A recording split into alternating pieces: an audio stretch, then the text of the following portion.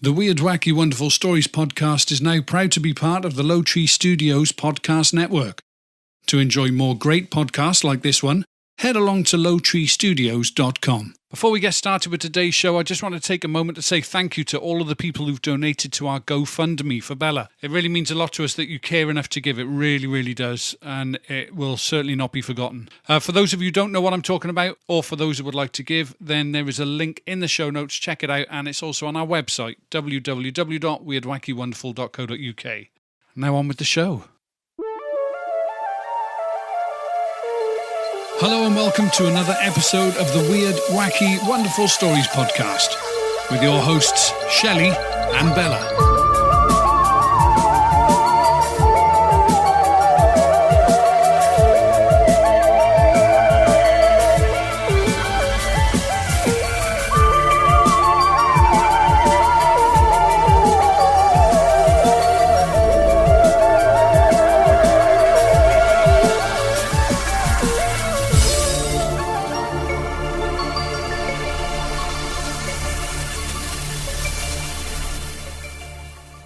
Hey everybody, and welcome to episode 87 of the Weird, Wacky and Wonderful Stories podcast. Hi everybody. We're going to go straight into the interview today, but before we go any further, I do want to say stay on until the end, listen right to the end today, because you will learn how you can get your hands on a signed copy of the book that we're going to be discussing. On this episode, we'll be talking to one of the country's most prominent UFO researchers at the moment. He's a man who's not been content with armchair research and in fact has put himself in danger at times to get more information on the subject. He's joined us from his home in Yorkshire in the UK today to talk about his newly released book, Night People. Please welcome to the show, Paul Sinclair. Hi, Paul. Hi, Paul. Hi, Shelley. Hi, Bella. Great to be chatting with you guys again, and hope we can cover a bit of ground, and I'll just leave it to you to direct me where you want to go with this. Yeah, well, first of all, before we get started, I have to say that you are one of our most requested guests. Whenever you come on, we get more comments. Definitely loved by our listeners, that's for sure. It's a great pleasure to have you on the show again. Oh, thank you very much, and that goes out to your listeners as well. It's difficult to know what I'm doing, but all I'm doing is speaking the truth as best way I can, whether it's my own or other people's. And the amount of information that's coming to me this last year in particular is overwhelming. But it must be because when I give somebody my word that I won't use their first name or second name if that's what they require, and I won't discuss it with other people, they know that's what they're going to get. Likewise, I love using people's first names because it adds more validity to an account. But there's got to be reasons, and I'm just grateful. Well, I think one of the biggest reasons is that people can associate with you, and also you are, and I don't mean this disrespectfully, but you're the common man. You're not this big, unreachable person. You make yourself available to people, and you tell a story in a way that we would tell a story if we were both sat in the pub together having a chat. And I think that's what people can associate and resonate with. Yeah, I don't see anything disrespectful in that. I don't mind being the common man, as you say, because that's basically what I am. But I mean, it's like we've got 4 girls, and it's like I've always told our girls when, from as early as I can remember, everybody is as good as everyone else. And if I'm sort of conversing with somebody who's of a much higher intellect, on another level, at the end of the day, he's just a man or he's a woman, and somebody who's shall we say, is not quite as switched on. They're just as important. Everybody's got some element that's a quality that's endearing, and we've just got to treat everybody with same respect. Obviously, if they don't treat you with respect, they're going to get that back from me as well. But, most of the time I'd switch off from negativity. But yeah, it's good. It's good. I'm surrounded with some amazing people, and there's researchers out there equally as good as me that are just happy just to do the research and not talk like we're doing today, Shelley. That's just how it is. Yeah, no, absolutely. Well, today we're going to be focusing on your new book, which is Night People. I have to say that, first of all, just looking at the cover itself, the cover is beautiful. I mean, it really looks good. The book drew me in straight away. We've spoken about this before, Bella and I. Bella can consume a book in half a day. She's a really good reader. She reads it once and she takes it in, and Bryce is the same. I, on the other hand, was always told as a kid, when I went up to bed, you can read before you go to sleep. And so I guess subconsciously associate reading with sleep. So when I start to read, I invariably get tired and then start to fall asleep. Not with your book. Not with your book. I did not want to fall asleep. It was really good. And there's definitely a lot of food for thought in there, which is what we're going to be discussing today. So the book starts from a young age. It starts from where you were growing up. Can you describe that area that you were growing up to our listeners, please? Yeah, it was South Yorkshire in the United Kingdom, for anybody that might be listening overseas. I lived in a little village called Old Dennerby, and there was a bigger mining community probably 2 to 3 miles away, Dennerby, Maine. And from my bedroom windows, as I've discussed in Night People or written in Night People, you could see the town of Mexborough. And that's where I went to school. Obviously, well, I went to Old Dennerby School, a Church of England school to start with, in the village. And there were only, at times, 22 pupils, 28 pupils. It were really close and a close-knit community. And it was a wonderful time to be growing up, or at least I thought it was. I still look back at part of it with fond memories. And I hope in Night People I've sort of painted a picture of 60s and 70s, because I've not just wrote about some of the experiences, and most of them weren't very nice. I've also wrote about good times and what it was like as a young child, be it boy or girl, growing up in that era. And I hope it sort of touches a nerve with some people. That was my intention when I was putting it across anyway. Can you tell us about what happened to you on New Year's Eve in 1970? Yeah, that I'm so pleased. I must admit that chapter we're going to be set back because, as you know, Bella, after reading Night People, it sort of runs through life from the earliest beginnings to now, to present day, or as close as we can get to it. But thanks to Don Lodge, who's helped me edit the book and he's put a lot of his time and effort into correcting my bad spelling and punctuation, I've got to add, and he's really helped me. He said, let's put that chapter at the beginning because it's impacting, and it was good. I'm glad he did. So to jump to it, it was New Year's Eve that my mum and dad, they were members of a social club called Dale and Brown Sports Club in Swinton, which would be probably, don't quote me on this, I know it'll be in the book, but it'll be 5 or 6 miles away. Might not be quite that, but it probably seemed like 20 miles to a little boy. And because it was Christmas, New Year's Eve, they threw parties. There were 2 or 3 parties a year, and it was a time of sort of great excitement for me.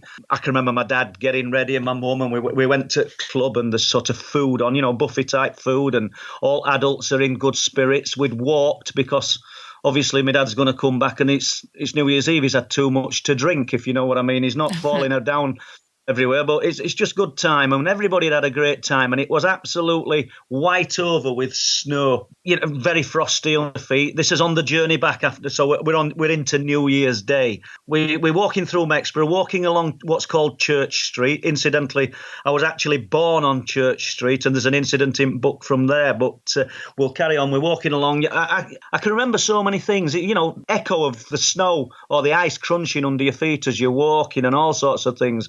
And we turned then onto Ferryboat Lane. From there, we have to cross the bridge of the canal. And from there, we go on to cross the bridge that crosses the River Don. The canal bridge was at the time fairly new, and it was concrete. But the River Don Bridge was quite special for me, or special for a child, because it was an iron bridge with sort of iron sheets to walk on as well. So when you ran along it, it really clanged and banged. You could really make an impression. And obviously there's sort of steel meshing up at the side, so you couldn't have fallen in. But I used to run along this bridge. You could hear the River Don crashing over at rocks below, and I'd run along and bang, bang, bang, and waiting for me dad. It was a fabulous night because you could see well as well because of the snow. A lovely clear night, and the land was white. So we come to the crossings. I stood at the brow of the crossings looking onto Old Dennerby. You can see all street lights, and we lived in a little council house. I think there were about 12 in this row, because most of people in Old Dennerby, they were quite affluent, and everybody had their own houses. But as I said, we didn't. And we're looking down. We're not far from home now. We're probably 20 minutes from home. We're on last stretch. And I don't know what time it would be. It might be 1 o'clock in the morning. It might have been past. Who's going to say when you're that age? But as I look down Ferryboat Lane, and there's the YEB pond to the right of me, and there's marshland and fields to the left. On the edge of the grass, there's 2 rabbits and a guinea pig. It's unmistakable. And I'm looking at them, and I'm sort of, my instant thoughts were, I'm having these. I want them. Just a little boy. Yeah, and not for anything cruel. I wanted them. At home, I'd got this great big rabbit hutch, and we'd got this rabbit in it, and I always looked after it. My dad made me clean it, and my dad made me feed it and everything. But I'm having these. This is like Christmas. It's pardon the pun. Do you know what I mean? And yeah. So anyway, suddenly we couldn't see at River Don, but I was so consumed with looking at these animals that I sort of lost track of that. But it were like you were in a little bubble. There's so many analogies you try to add to these things, Shelley, because there's nothing to explain it. I was speaking to somebody the other day, and just to digress for a minute, I said it's almost like if you were under ocean diving and you'd gone into a big sunken ship and then used your oxygen, your air, to blast all the water out, and you're just in that environment with the sea around you. It would just... You kind of know what I mean? Like it was just a different environment. My mum said at some point, "Can you see him, Bob?" Because my dad was called Bob, Robert, and his nickname Bob. And he said, "Just keep walking." My mum was Sylvia. "Just keep walking, Sil. Just keep walking." And he was nervous. He were on edge, and it weren't like my dad. He was similar to me. He'd never go looking for any trouble but if trouble came to him, he didn't run away from it. And I can tell now, listening. At the time, it was just confusing because I couldn't understand it. There were only rabbits and a guinea pig. What's the problem? And he's just saying, "Keep walking." Yeah, I can see him. And I think he was swearing as well. I can see him, yeah. And my mum sort of dragged me to one side and dragged me away. And off we go, skating up. But I looked back, and then I saw what I now know. And then I suppose I knew them, but it didn't really register what they were. But there were 2 beings, that's best I can call them, stood in the field. Now we'd passed them, they'd have been on my right-hand side. They were on left as we approached, but I didn't see them. I was too focused on rabbits and guinea pig. And they were very tall, they'd got large heads, and they looked naked, but there were nothing to discern anything. They were just dark, weird, strange shapes just looking at us like plasticine figures stood in field amongst the snow and ice. I wonder if they maybe made you see that so you wouldn't see them. Like a diversion. Pay attention to them. You've hit it on head. It doesn't mean we're right, Bella, but I believe that myself. I think that the rabbit and the guinea pig, the rabbits and the guinea pig were some kind of diversion. Or maybe not so much a diversion, but to actually throw his mind into some kind of confusion. Because my dad had obviously seen these things straight away. Or he'd seen them fairly soon, because when all I was focusing on were these rabbits, and he was intent on saying, "Yeah, I've seen them. Just keep walking. Just keep walking." He was nervous. He was gritting his teeth and talking sort of really, really nervous and sort of. Fight or flight type kind of. It was weird. It almost seems to me that his reaction there was almost as if he'd seen them before, because he didn't say, "What the hell are they? Oh my God, there's aliens," or anything like that. He said, "Yes, I see them." And he did say that. Believe it or not, I've not thought whether he'd seen them before, to be honest with you, but it's a possibility. He was such a... I don't know. He was such a strange man. I know it's my dad, and you're talking like that, but he were an hard man is the best way to describe him. And I don't mean that physically, mentally hard as well. Didn't show his emotions, and he'd had quite a hard life, and I know Borstal were part of his life. So I think that had shaped him in the way he did, and that's why in the book I've said, He used to dish out a lot of punishment to me. I've got, looking back now at 57-year-old, I don't mean it doesn't bother me, but I can sort of talk about it, and it doesn't hurt my feelings. But these are things that you carry around with you, sort of trying to get through life and dealing with, wondering why you got hit and things like that happened in your life. And these are the reasons I never spoke to him about or her about what were happening, because I just daren't. I'd no comprehension as a small child. I know we've jumped from the 1970, but and we'll go back to it. But I'd no comprehension as a small child as when you're 4 or 5 year old, when these things are appearing in your bedroom, you don't actually know that it's not normal. Do you know what? You've got no reference point, have you? You've no reference point. So you wake up the next day and, the morning arrives and you want to get on with the day. What's happened has been quite traumatic and quite frightening, but it's an abuse and it's difficult. But there's nowhere to talk about it, or there wasn't then, and it were definitely happening. And like I've said many times, these memories have stayed with me all my life. And if I wanted to capitalise on it, and I'd have wrote about this and been talking about this far sooner than 57 years old. I mean, if Don would tell you, if he spoke to Don, who's helped me with the book, I actually, right at last minute, debated whether I should actually publish the book because it was so personal. But we've gone ahead and done it, and I'm pleased now. I'm pleased. We're going to get some negative feedback eventually, but it's, for the most part, at the moment, it's been positive. You've brought me to a line right in the foreword, right before we actually get into the story. There was a line that you wrote in there. Do you mind me reading it out? No, fire away. So you said, nothing affects a person's life more than the reality of a truth that cannot be proven. It's for the people who carry this in silence that I'm writing The Night People. I get that you said that, it was hard and you were debating whether to release the book or whether to continue with the project, but that foreword explains it all. You haven't written it really for your benefit. You've written it for the benefit of everyone else who's carrying their stories in silence. Yeah, that's a good point. And my girls, our girls, should I say, with 4 girls, because growing up, they've experienced and seen things as well, things that they'd probably never talk about because they haven't experienced it I don't mean on the same level like, oh, mine was better. It's just not affected them the way it's affected me.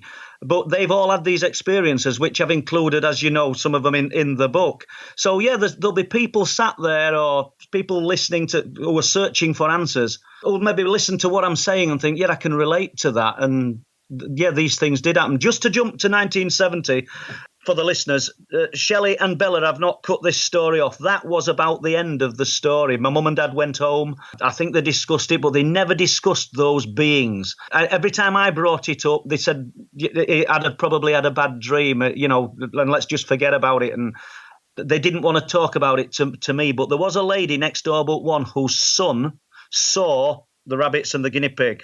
And he's still alive, so that's on one of my little checklists to try and contact him. I've said this before, but still alive. What a rude thing to say. He'd probably only be a few years older than me. This guy is still around, shall we say? Yeah. And unbelievably, his mum is. I can't believe it. She's over 100 years old. Wow. Somebody told me. Yes. I'll not say the names. I don't know if it's fair to say the names on show, but just. Sorry, I know I've rambled on a bit, guys. So where were we? Well, one other thing I wanted to say is I find it really strange. I've seen loads of rabbits outside, and we've even seen hedgehogs and all sorts of... But I can't say I've ever seen a guinea pig anywhere other than in a pet store. Yeah. Maybe that's different here, but... No, it's not. Rabbits... They're not native to this country. They're not native to this country, Bella. And plus the fact, what would they be doing in the early hours of the morning? And they weren't running away. And when I think about it, I don't think I recall them moving. Yeah. That's what makes me feel like they were put there as a deliberate distraction, if not for your parents, for you.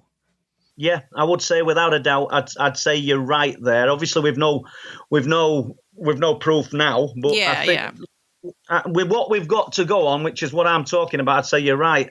And it's just like when Shelley were about that line that I'd put in front of the book, the Night People's written for people who are sat suffering in silence. It's incredible because people are having these experiences. Let's forget about mine for a minute. There'll be people out there that are experiencing and have experienced things far more traumatic, far more detailed and vivid, because all I've got are cameos of events. I've not got anything that can string together from 1 to 10, shall we say. I've got number 1, and then I've got number 4, and then I've got 7. It's weird, if that makes sense. But everything that we're talking about, me, other people, it's all anecdotal evidence, because it leaves us with nothing. So therefore, science finds it hard to conduct any feasible experiment, shall we say, or look at it scientifically, because there's no proof left behind. Hence the titles of the truth proof books, or the first one, The Truth That Leaves No Proof, because these beings, this phenomena, impacts a person's life, sort of knocks them off their feet and sort of rattles the brain so hard that they're left scratching their head for the rest of their lives, but leaves nothing apart from these memories that are just imprinted in our minds. And we're not all so stupid that we're imagining half of this. And as I've said before, in a way, I'm pleased that they left me with scars. I'm pleased I went to hospital. I'm pleased I went to have the biopsies done.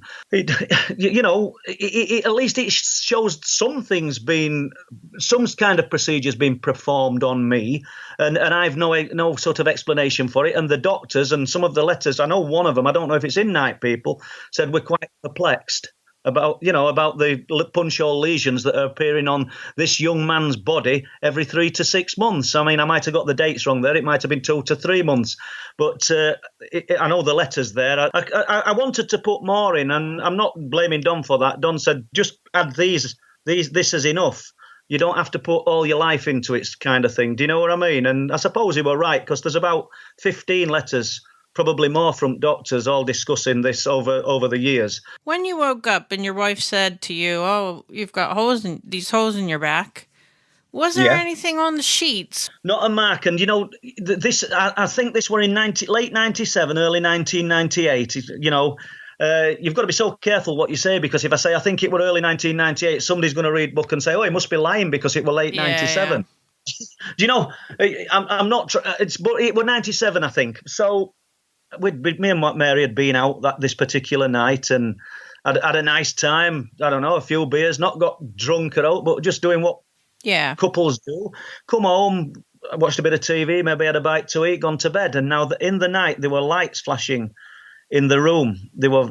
It was strange. It was like a car headlight had turned round in your back garden, and you'd saw lights flashing, except there's no car headlights can turn round. There's nothing but terraced houses at back of our property, and the curtains were drawn, and I'm watching these lights, and it's happening quite regular. And then in between the lights, I saw them, but you're rigid. I don't know what the process is, because every time I'll get to the story, Bella, but every time I think to myself, I'm going to be ready for this. I'm going to, but you don't. Your brain just floats out at window, or that part that says it's going to be ready for it. You just don't. You're not ready, and it's happened. It's happening before you even begin to try and process what's happening. Yeah. So I saw flashes of them within the light, and I knew they were there. Then you'd see them like a flash of them near bed, and they're telling me. I don't see it audibly. They're telling me there's a bed spring turning in my back.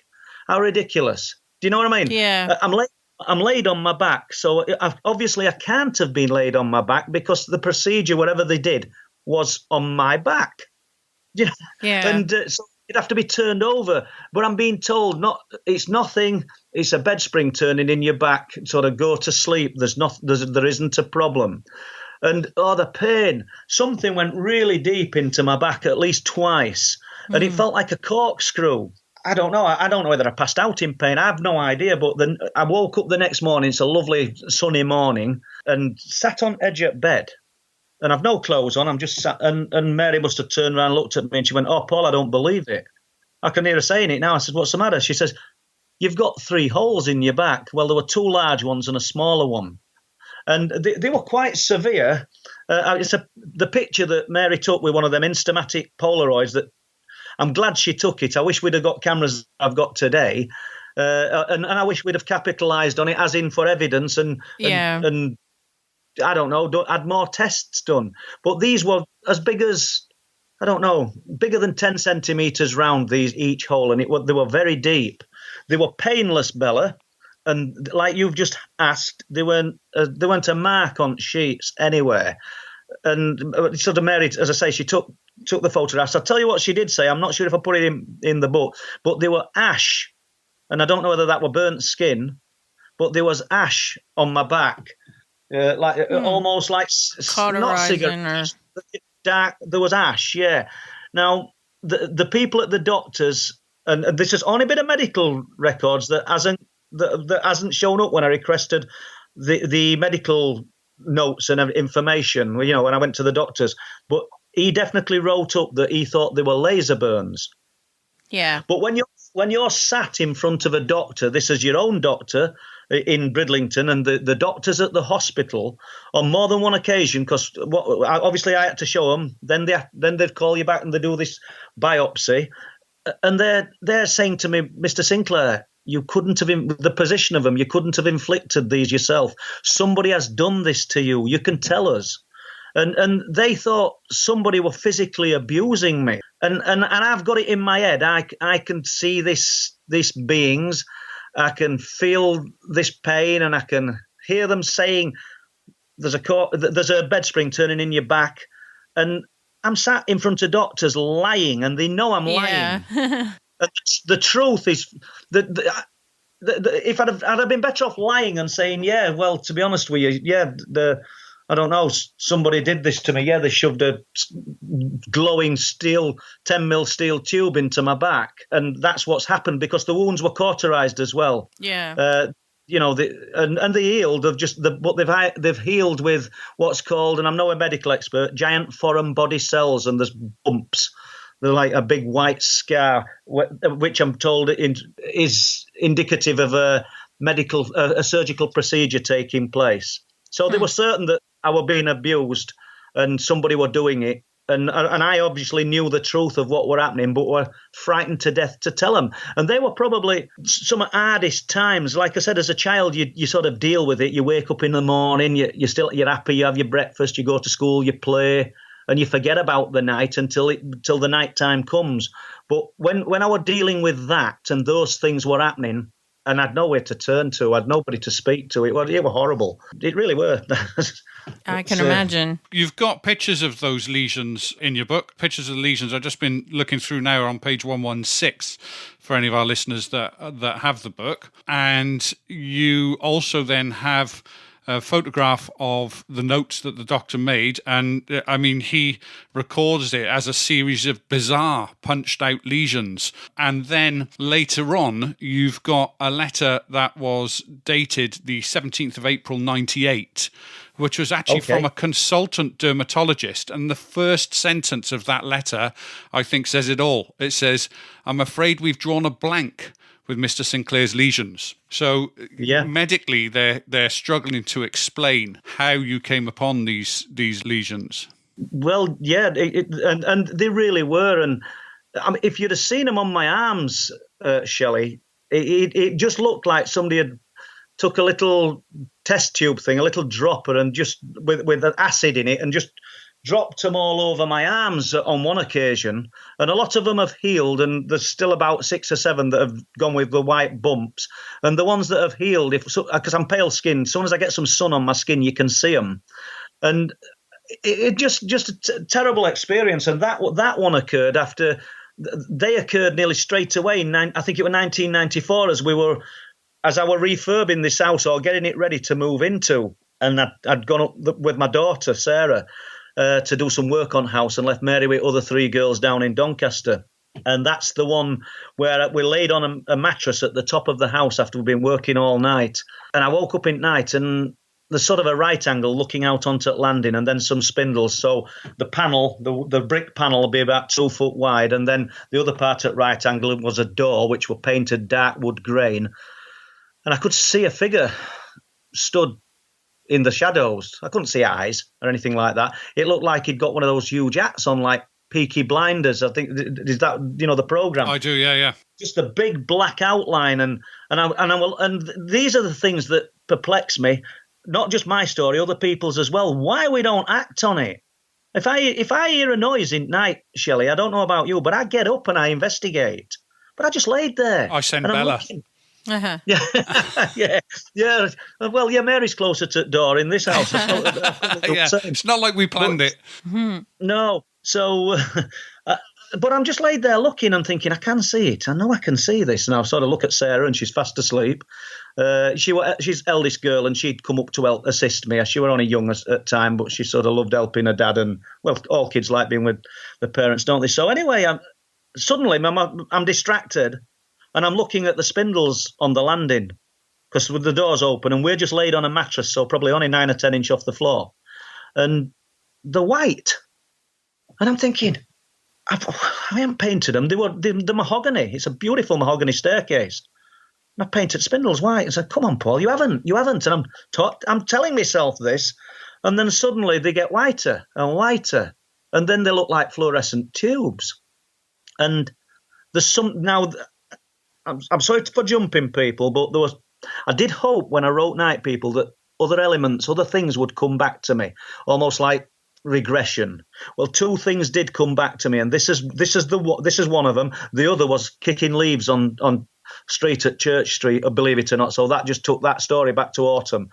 So there are only 2 things that come back. So there's no great revelations, but there's light coming up from the landings, and the staircase is huge, or it was before I converted this property to flats, and it was something like 3.5 meters by 5 meters. And with a big opening in the middle where you could just look down from the top floor. It was a fine house, big, fine Victorian house. So anyway, there's something coming up.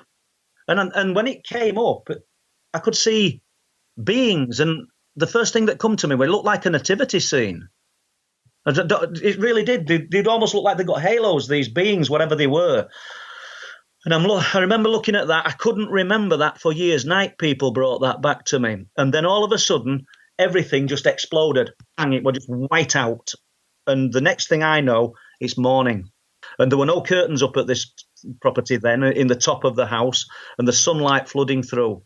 And I'd forgot about it for a few minutes. So I could call it half an hour, you call it 5 minutes, but I'd forgot about it.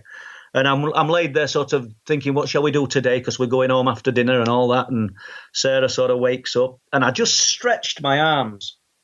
And this is what I were on about, peppered in holes. It started right away.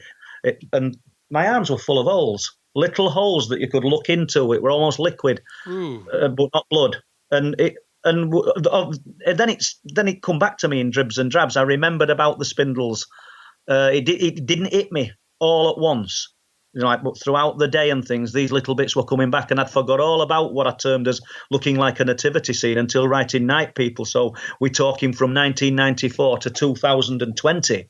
So there's still things there, but how strange that things had stopped when we lived in Sprotborough for a number of years until moving to Bridlington, and it started immediately. It's almost like there's things planned in people's lives. Well, you mentioned a story that really made me think, whoa, hang on a minute. Are they just these things that appear in the middle of the night? Or, as a lot of researchers and a lot of experiencers have said, that sometimes they can become people, if you like, or become part of our everyday life without necessarily us noticing. And there was an experience that you mentioned actually in Sprotborough Road, although it wasn't directly related to the Night People, it involved your neighbours and especially a lodger. Yes, we lived at Sprotborough Road in early 90s, and there was a semi-detached house, bay windows that looked out onto the road. It's the same bay windows, people. You're probably thinking where he's going to. It'll make sense in a moment. But there was this old lady there who'd lived in house next door for years and years, and she had a lodger. And I better not say the names. I think I have changed the names in book, but they're probably long since gone. But in the book, the lodger's name is Mr. Lodge. Mr. Lodge, yeah, Mr. Lodge, yeah. Well, so it was almost sinister. We'd be working on property, and there'd been another old couple in the property next door, our property for many years. I suppose they'd been friends, and suddenly their environment, shall we say, had been disrupted by 4 little girls and this joiner, me and my wife, and we're busy renovating this property and making it putting our stamp on it. And they were hearing sounds in the house that they'd never heard before, like our girls running up and downstairs, children playing. They'd probably gone for 30 or 40 years without any of that. And they were all right. They spoke and they were nice enough to start with. And we didn't play excessive music and things. I weren't trying to be a bad neighbour, but it started to get weird. We'd sit in Bottom Garden on an evening. We'd got a seat down there, and after girls had gone to bed, and their back bedroom window would be in darkness with curtains open, and suddenly you'd see a cigarette glow up in the darkness, and they were watching you, and you'd see them move about, and you'd see door open. You're probably thinking, well, this isn't paranormal. This is not really that sinister. This is just nosy neighbours. So that were uncomfortable. It weren't nice. You were being watched. And then I made a window seat on the front bay, and these bays were about 5 foot apart. As we said, it's a semi-detached house, and they'd got the same type of house. And we'd sit there having a coffee on a night, watching world go by before we went to bed, and suddenly car headlights would flash, and he'd be sat in a seat on edge of his room watching us in darkness. And it was horrible. And I'd been like I was, I'd have my back to him sometimes, and Mary would say, he's just come to the window, he's staring. And then I turned around, he'd gone. He'd not vanished, he'd gone. So in moisture, in condensation at window, I'd write a swear word that ended with off to him. I'm sorry, but I did. But then the weirdest thing happened. I built some lovely fitted wardrobes on back wall, which would have been their bedroom wall at other side with. And remember, it's 9-inch brick, these houses. Sorry to sound boring, but as a builder, that's what you know. So anyway, particular night, I dreamt about him coming through the wardrobes and standing at the side of the bed. So you think, well, you could be dreaming about him because the guy's obviously on your mind with what's happening. But then when Mary gets up, she tells me the same thing. In the book, you actually say that you had this dream and it kind of made you think, was this a dream, etc. So you actually drew a picture of it. And then she described that she'd seen it, and then you showed her this picture. Yeah. And that was creepy. Yeah, and then it gets even stranger because I had what I perceived were a dream, but I think it were probably, what do they call it? Remote viewing. Yeah, out-of-body experience, like yeah. That. Because suddenly I was in their bathroom, or I was in a bathroom. I'd never been in it, remember? And I'm behind the door, and so there's probably an 18-inch gap between door and the bath, and there's black and white tiles on floor. There's a smell which I couldn't identify at the time, and I'm looking at the sink, and it's got flowers motifs stuck to it, and it's not that dark that I can't see these things. And Mr. Lodge, as I've called him, opens the door and looks round the bathroom and looks down at me, but I don't know if he can see me, but it was frightening. But then, I'm sorry for labouring with this story, people. No, I really wanted you to concentrate on this because this is a really good one. That would be the end of it. But then he went away for a few days. We'll say 6 months later. I've no idea what date it was, but he went away for a few days. Or, I don't know. I think he used to go with his brother, actually. He used to go somewhere. And I think it was Gemma. She come running in and she says, Dad, the lady next door is banging on the window and shouting help and things. So I went outside, and sure enough, she was. And the latch had broken, stuck, the spindle, and she couldn't get out of the bedroom. She was stuck. So I entered the property and let her out, and she was very grateful and everything. And then I offered to fix the latch. So I don't know. A few hours later, I probably got a new latch and fixed it for her or sorted it out. And I'm thinking, I want to look in that bathroom. I really want to. But even then, I was respectful enough, and I asked her if I could use the bathroom. I didn't just sort of sneak about. But guess what? And you know what I'm going to say. When I opened the door, black and white tiles on the floor, flower motifs transfers stuck to the sink, and the smell, Wright's coal tar soap on the sink. Now, you can't smell in a dream, surely to God, and that smell, and it just. I thought, what's happening? I don't know what the processes at work are when these things happen. And I'm not saying that is alien stroke, UFO stroke, I don't know, extraterrestrial related, because I don't think it is. But it's a quirky experience that I thought were worth writing about. And I'm glad you asked me about it, really, Shelley, because most people would want to just concentrate on what they perceive as the alien. No, do you know what? I really think that it's connected. And one of the things that really struck me, and I don't know whether this has occurred to you, and I apologise if I'm bringing up something now that's suddenly going to throw your mind into some kind of quandary, but when you describe it, the way you describe it in the book, especially when you're hid behind the door, And Yeah. Mr. Lodge, as he's termed, comes into the bathroom. He has a look around the bathroom. He almost senses that you're there, and he peers around the doorway and looks down at you. Yeah. I read that as almost you were like a child, that you were Yeah, I felt like that you were small, and that this thing was looking down over you. And I can only assume from other experiences that I've read and heard about, and people that we've spoken to through doing this job, that it's almost akin to when these alien beings are looking over you in bed, or when they're in the craft or whatever. So to me, when I read it, it was almost like, hang on a minute, he hasn't just gone into a neighbour's house. It's almost that he's been taken back in time to a degree, that he's now small again, or at least you feel small against this big, Mr. Lodge, who, to all intents and purposes, when you're describing him prior to that, wasn't this big threatening figure. But in that situation, he was.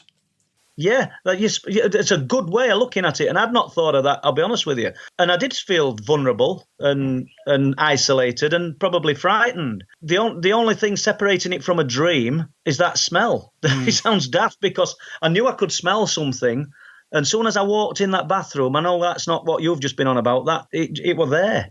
The Wright's coal tar soap. So that's just a strange little event that, I don't know, that I thought were worth including. And as I say, I'm glad you've picked up on it. And there's another story in there that when I actually read it, because I read it before Bella, I actually ran into the room where Bella was. I said, you got to hear this. You got to hear this.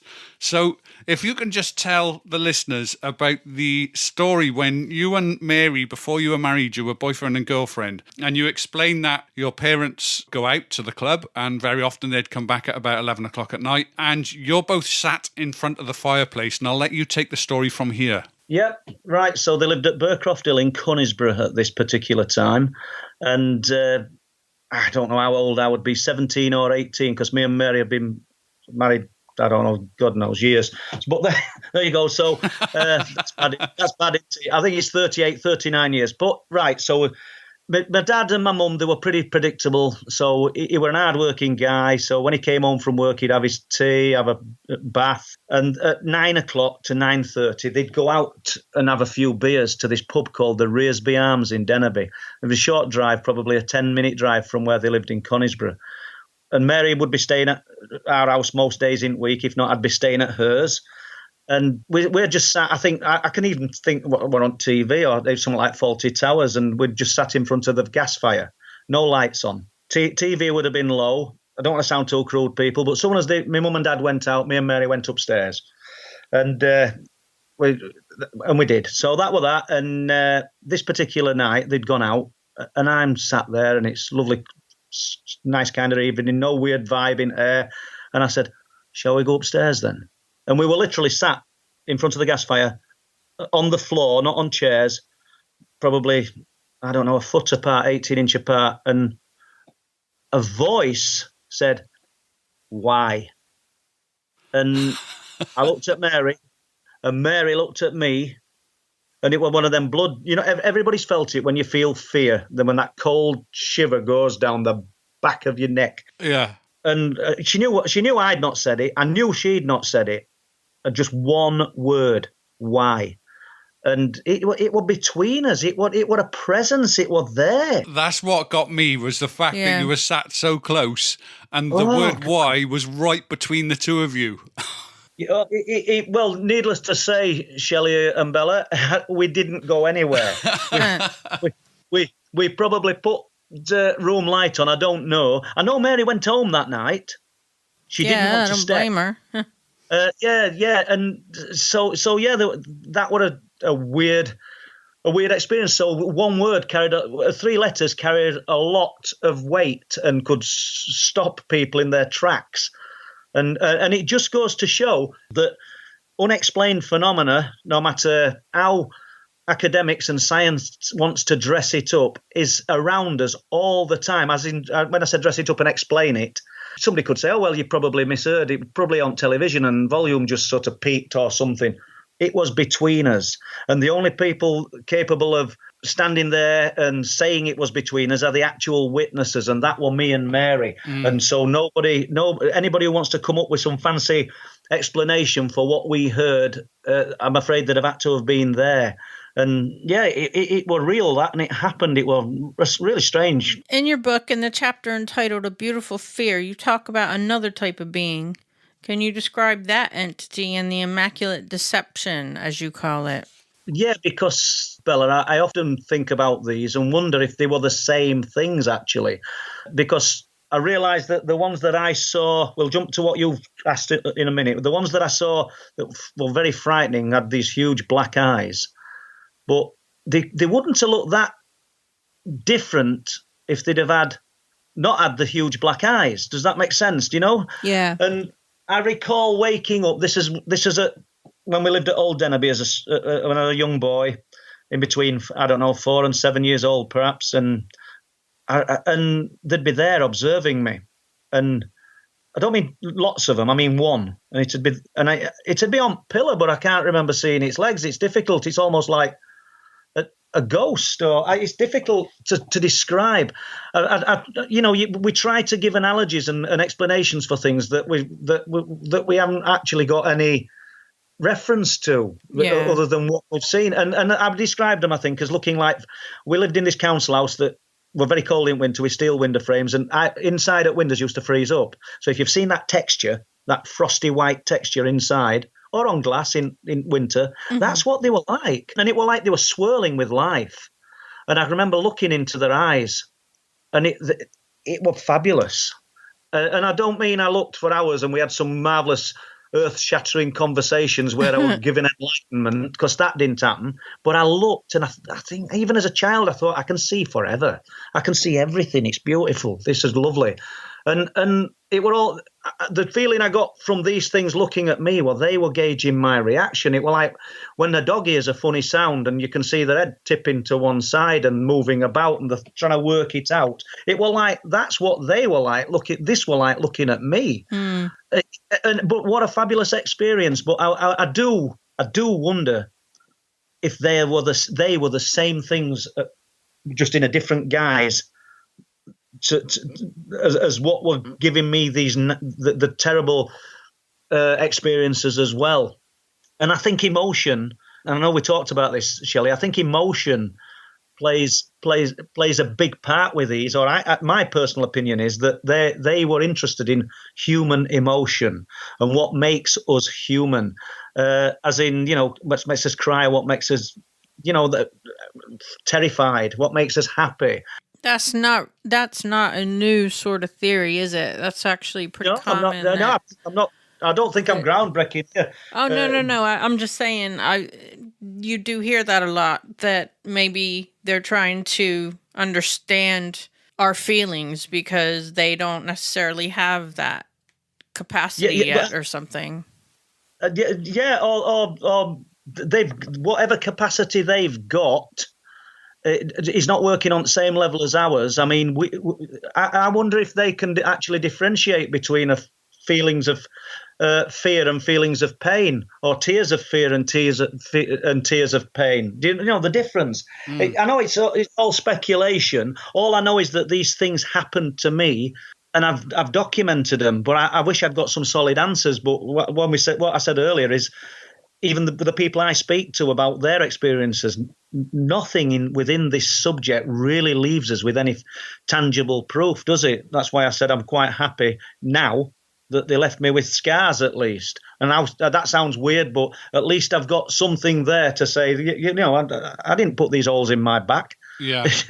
Yeah. So I think it goes back to, again, that quote in the foreword about the fact that you're writing it for other people as well, who are in the same position as you, who maybe don't have any evidence, but the society might call them a kook or a weirdo or whatever. But really, they're a person who's had an experience. Maybe a lot more of us have had that experience than we know. Maybe there's only just a selective few that remember it. Well, yeah, I mean, I'm certain, Shelley, that there's people out there that remember a lot more than me, who are, like we said, sat in silence.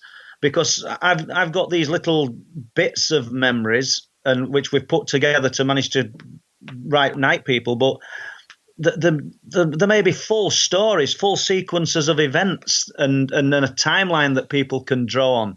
And I hope it prompts people to give their stories and give their accounts, because it's clearly real, it's happening. And if and if it takes people like me and other people writing their stories to make others brave enough to start and talk about it, because once it starts to roll, like anything, it gathers.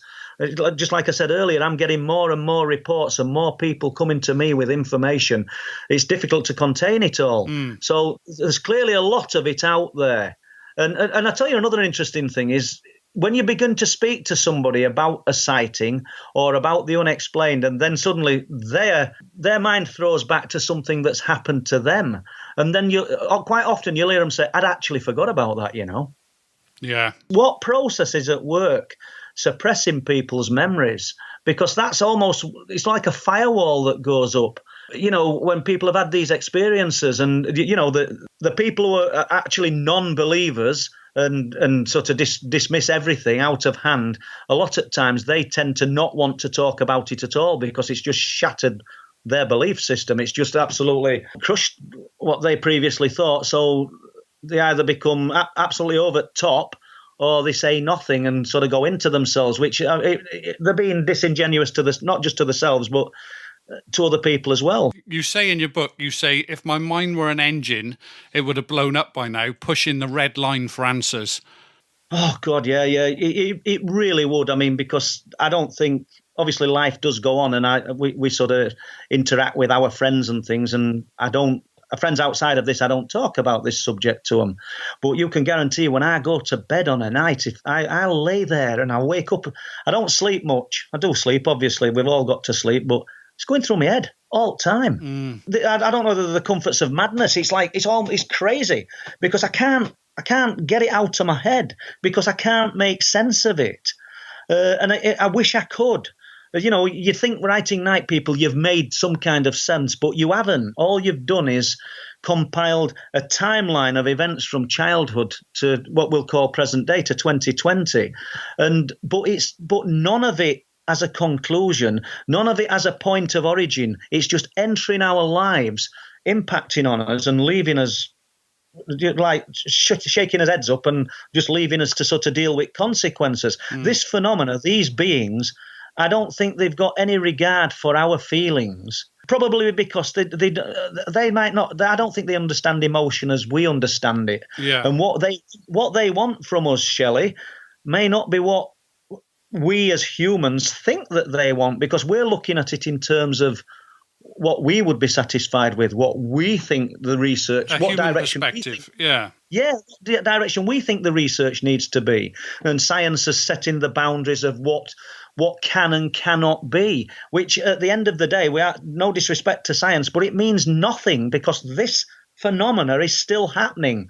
And just because they can't get their heads around it, just because they can't solve it, it's not stopped it. It's not stopped it from ancient times when people sat round fires discussing lights and strange things in the sky, to present day. It's still happening. We had a conversation a couple of weeks ago with Preston Dennett, and we were talking about his book about UFOs that suddenly appear when people are at the drive-in. And a listener got in touch with us after that and said, actually, I wonder whether whether they're trying to learn more about emotions, because he said, if you think that these beings are potentially, let's say robots, I'm not saying necessarily they're robots in the sense or the terms that we would consider robots, but, maybe biological robots in some way, then the idea of a movie, they probably wouldn't have, because, a movie is purely there to entertain us. But if you don't you would have a collective lot of emotion then, wouldn't you? Collective laughter, collective sadness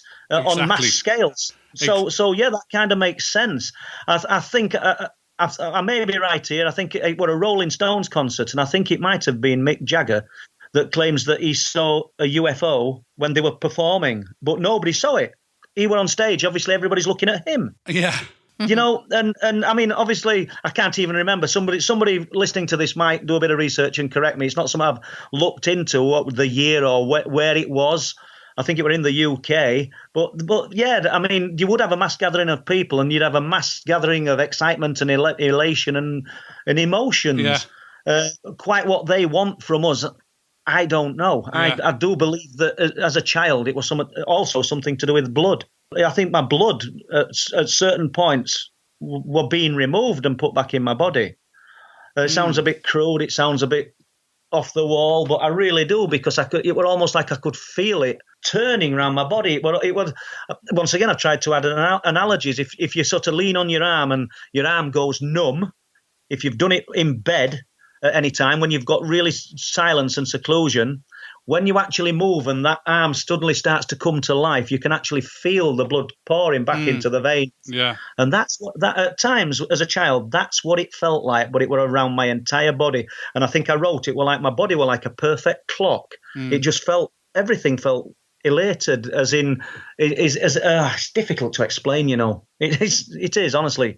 Well, I think that people are definitely going to need to get a hold of the book, because you do a really good job of describing the situation and the stories that you've got to impart upon us. You describe really how, as you said, we've only got human eyes to draw from the experiences. Sometimes you say, this might not be exactly what it was meant to be or whatever, but that's, as a 4-year-old, that's all I can draw from it, and I can only draw from it with my human eyes. You've got lots of artwork in the book, you've got photos, you've got the medical evidence from the doctors, so there's definitely lots of material in there that people can really get their teeth into. Did you do the artwork in there yourself? I see a lot of it signed PS. Yeah, and I did all the artwork. Amazing. Shelley. Really good. Apart, one thing, I think a guy needs the credit. Jason Davis did the front cover for me, and I think he's made a fabulous job of it. I think, like you said earlier, you sort of know what direction the book's going to go without opening it. Exactly. It really, and it jumps out at you as well. The colours are beautiful on the cover. And I mustn't forget that I've had some help from some brilliant people. I mean, the people that have just added a few words in the book: Howard Hughes, Nick Pope, Whitley Strieber, Robbie Williams. They've read it and enjoyed it. I mean, Robbie said it was frightening. It really frightened him. And on the back here, he said, "I love how Paul writes, which, to be honest with you, is sometimes terrifying." So, he's and of course, Robbie's had his own experiences, which I've read about as well. A really interesting guy. That's all I'd say on that one. But the really good soul. Yeah, and Philip Mantle as well also is quoted on the back of your book as well. So you've got some really big names of people in the field who obviously respect your work and obviously enjoyed the book. So I definitely think it's something that people who are interested in this field should pick up. I just get that one in because I'd forgot about Philip. I've so much to thank Philip for. He's given me so much information freely, sent me stuff through the post. Nothing to do with night people, but old cases, historic work. So full respect to Philip Mantle, and probably one of the most knowledgeable people, I wouldn't just say in the UK, but in the world, on the subject of the unexplained and UFOs. Definitely. You paint a brilliant picture descriptively as well throughout the book. The 70s, where you talk about the old radiogram that looked like the coffin in the room. We didn't have a radiogram, but you talk about tuning the radio to the police frequencies. And my father was a police officer, so I used to do exactly the same thing, because I used to try and tune in and see if I could hear him on there. Yeah. It's interesting how we all did that back in the 70s. I do have a question not related to this book, but you were kind enough to send us a signed copy, which we're going to be giving away to one of our lucky listeners. So if you listen to the end of the show today, we'll tell you exactly how you can win that. The winner of the last book of yours that we offered out to our listeners was a guy by the name of David Burnett. And he actually sent us a question. Do you mind me throwing it your way? Just throw it. Yeah, that's good. Okay, so he said that on the coast around the areas of the high strangeness that obviously you visit quite frequently, it was known to be an area back in the day where there was satanic type rituals. Do you think that this may be linked in some way with some of the unexplained events that have been occurring? Possibly. Yeah, possibly. No doubt that I used to doubt. I don't want to sound evasive with David's question. In the first book, I was unsure whether the satanic cult was actually real or not. So I skirted around it. But as I got more research and looked into it in more depth, I realised it obviously was. I've spoken to people now that have actually been in various places around the cliff tops and seen animal sacrifice and things like that. Now, whether the lights in the sky, if people had seen these unexplained lights in the sky, well, when they were up doing whatever it was they were doing, and then attributing that to their ritualistic practice, I don't know. But as a collective, maybe, once again, you've touched on human emotion earlier. maybe this phenomena taps into human emotion, and maybe what they were doing, I don't know how often it was being performed, the sort of ritualistic practices, but what they were doing, maybe it didn't go unnoticed with the phenomena and could have been enhanced. I don't know whether I've answered your question there, David. I mean, it's a strange one, isn't it? Because obviously there's some truth to the element of dark magic and the things that can be achieved through it. And I'm not a practitioner of it myself, by the way, but it's from what I've read and from what I've been told, there is a truth, there is a reality to it. So does the phenomena latch onto that, and does it then become enhanced, or does it attract a darker element of the phenomena? And is that the reason some of the things have been happening around there of a more sinister nature? I honestly couldn't say with any certainty. I suppose it's almost like a chicken and egg thing, isn't it? Did the lights appear, and then people say, ooh, because back in ancient times they would have looked at it possibly as angels or God or whatever. Yeah. You know, could they have suddenly then thought we need to worship whatever these lights are, and then the rituals came afterwards? Or, as you say, did the rituals possibly enhance that, exactly, and enhance that phenomena? My gut feeling is that the phenomena was always there. It's probably everywhere. I don't, just because we've got unexplained phenomena occurring around East and North Yorkshire doesn't mean that it's not going to be occurring in Doncaster or Coventry, in some obscure place that nobody's ever looked. I think it's the area. I wouldn't say it's fortunate, but the area has me on a 24/7 basis looking for unexplained phenomena and gathering people's stories and putting them out there. So I've highlighted it, but it might not be any more prevalent here than other parts of the country.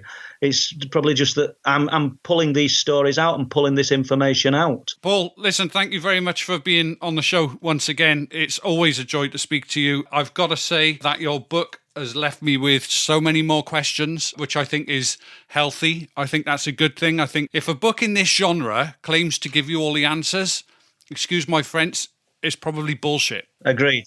I think that, if you've got a book like this that leaves you with questions, and there's so many things that I've been looking at this afterwards and thinking, I never really quite thought about it like that. Like I said to you about being in the bathroom and were you the child?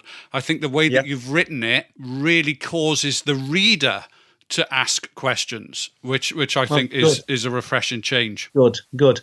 One last thing, because I realise you guys are just about want to wind up. At some point during the future, I'd love to come on again and talk about the Dark Forest project, which I'm working on with Les Drake from Digital Creations.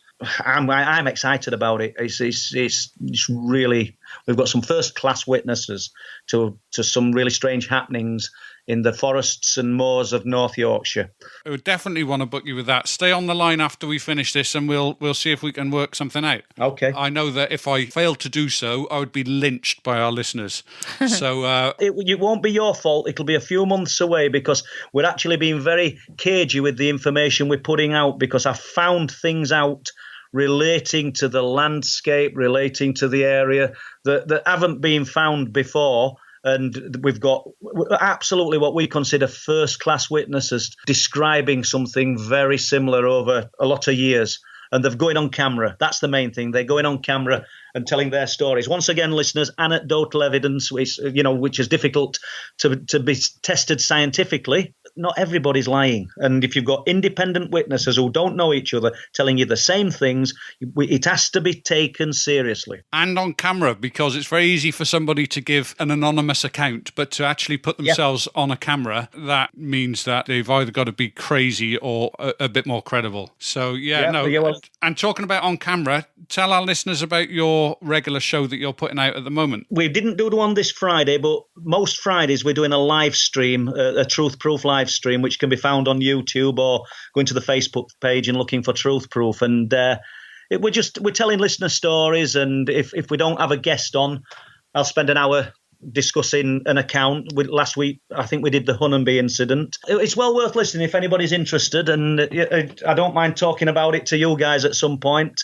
3 first-hand witnesses claiming to have seen a UFO in Hunnaby back in 1998, up close and personal. It involved roadblocks, military intervention, poltergeist activity prior to it. It's an interesting story. Sounds like it. Yeah, we'll definitely have to cover that next time as well.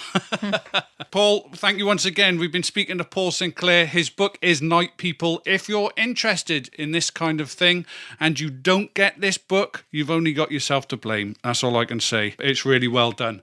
Thank you very much, Paul, for being on the show, and we will definitely speak to you again. Yep. Bye, Thank Paul. you. Thank you. Bye, Bella. It's been a pleasure. Thank you. That was definitely one of the best books that I've read in this genre. Very scary.